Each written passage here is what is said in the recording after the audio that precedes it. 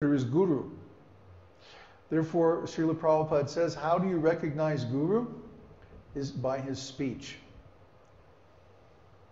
There's no external, gross quality that determines Guru. Guru is determined by how he talks. If a person talks about nothing but God, he's obsessed with God, then this is Guru. Especially if he's speaking according to Shastra. Guru, Sadhu, Shastra. All these three have to agree. If someone is taking the position or acting as Guru, but he's not speaking according to Shastra, then we don't have to accept. But if someone is speaking according to Shastra, and also they are in tune with the other sadhus, for example, Bhaktisiddhanta Saraswati Thakur was a great astrologer. He wrote a commentary on Surya Siddhanta that proved that the actual length of the Yuga cycle is 4,320,000 years. Other people were saying that it's only 4,000 years or something like that. Crazy. They were misinterpreting. But anyway, the element of air gives the subtle element or a subtle sense object of form. Just like when the wind blows, we can feel it on our skin. That's how we feel our form, is by the movement of the air against our skin. And therefore the knowledge acquiring sense is touch. That's connected with that element. And the working senses are the hands. Lord Shiva is in charge of that sense, and the planet is Saturn. Saturn rules methodical work, tangible works.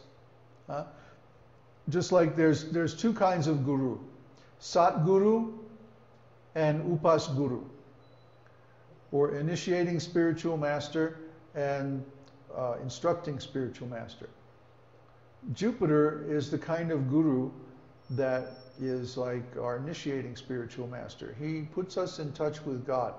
Hanging out with Sat Guru is always very wonderful, very blissful.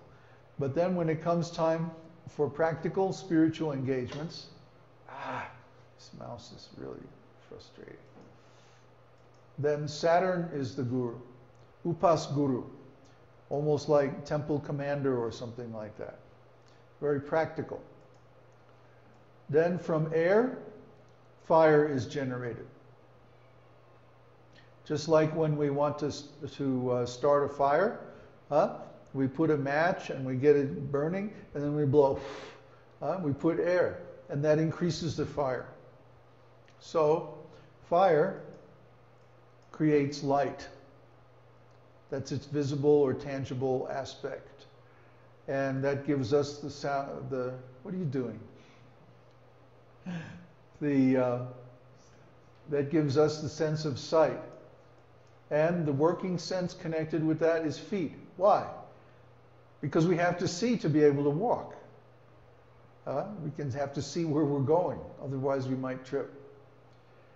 And the ruling deity of that is Surya, the sun god, of course. He's the source of all the light in the universe.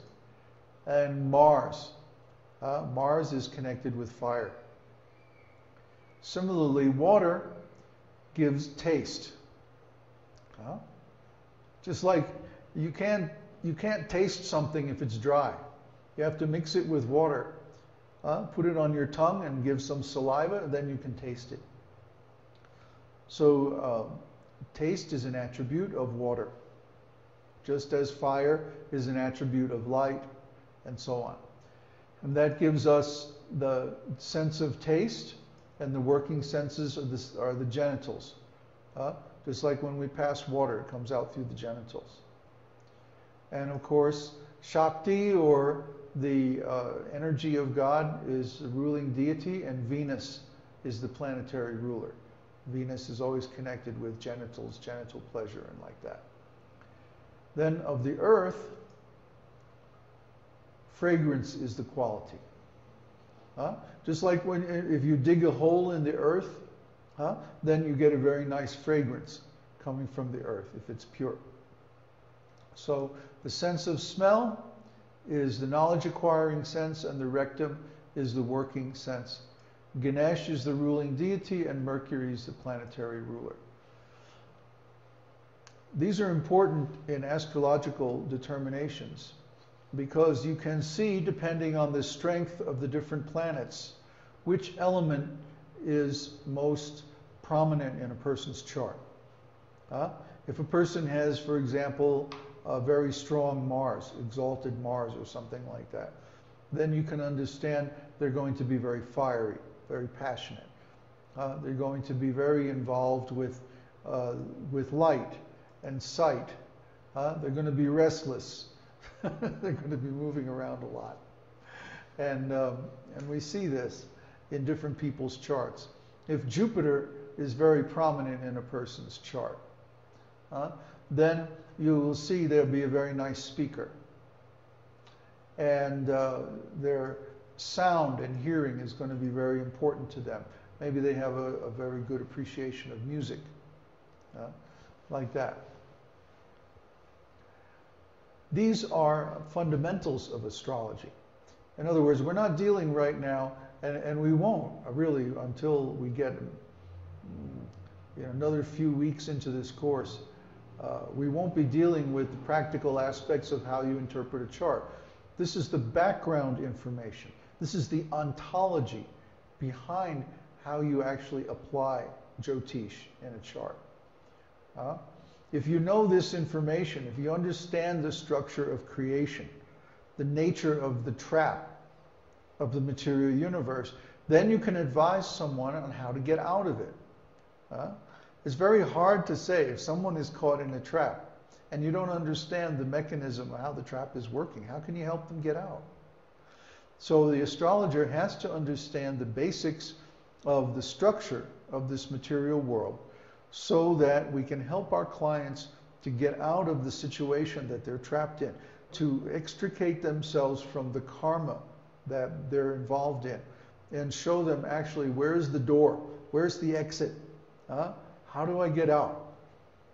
And we know from Srila Prabhupada's teaching that whatever it is, we're going to take their karma and try to get them to engage it in devotional service. Let's use the example again of a person who has a Mars, very strong Mars in their chart. You're not going to get them to give up their activities ruled by Mars.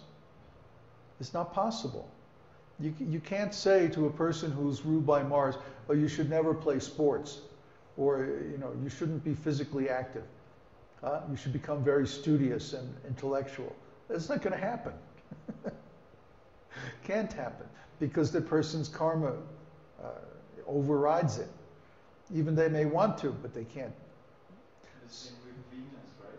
Same thing with Venus, yeah. If someone is very sensuous, very involved with water and so on, you're not going to get them to give that up. You're going to have to find a way to engage that energy in Krishna's service. For example, in the sense of, in the case of Mars, someone can become a very strong, depending on their other qualities, they can become a very strong leader, a very strong preacher. Maybe they're involved in organization or something like that. What? Somebody, whatever their qualities are,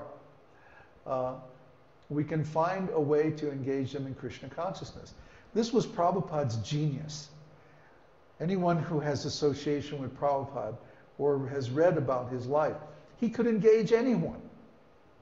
Anyone, whether of low intelligence or high intelligence, or no matter what their interests or abilities were, he could find a way to engage that in Krishna's service. He was a genius when it came to practical engagement. And what that did was it basically made the scope of his preaching unlimited. We see some preachers, and I'm certainly an example of this.